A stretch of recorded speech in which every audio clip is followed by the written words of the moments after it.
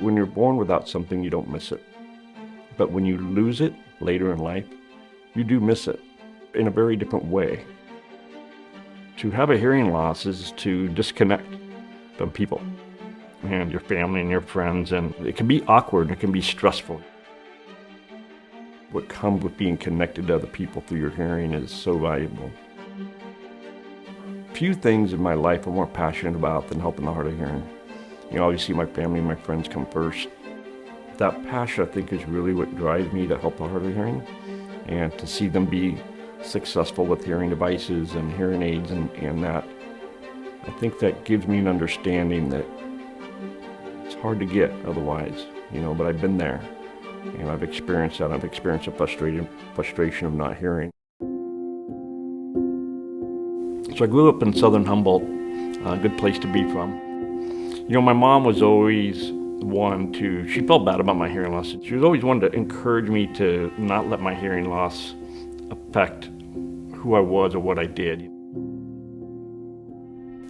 So what caused my hearing loss was that, and my sister and myself, my sister and I both have a hearing loss from birth, and they think it was caused by some medication they were giving her. She was very sick when she was pregnant with us.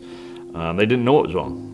And it turns out after I was born, she almost died, and the medication she was on caused, congenital hearing loss. So I think she always felt bad for us and felt guilty. And even though as kids, we didn't, like I said, we didn't really notice a problem. But I do remember once we were at a church service. My mom played the piano in our church, so I grew up listening to her play the piano. She's a really talented piano player.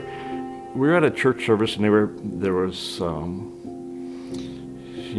praying over different people. My mom wanted the congregation to pray over me, and so they did. And my mom later was asking me, "So, you notice any difference?" I said, "No, I don't think so." I could tell this look she had on her face, she was very sad. And I said, "Mom, maybe God has another plan for me." So I didn't realize it at the time, obviously, what that plan was. And I didn't really think about it, for many, many years. And I think it came later, that I realized I'm doing what I'm supposed to do. It wasn't long after I was in the hearing business I really realized how much it fit me and how well it fit me, And then some years later, I remembered that story. It all kind of came back. I think experiencing hearing loss has really created a passion in me for helping the hard of hearing. And I have a great group of people that want to carry that banner on. Sometimes we get these very reluctant old codgers in there, "Oh, I don't need to hear," and everybody just needs to speak up a little bit, and then you get them hearing better, and they just melt.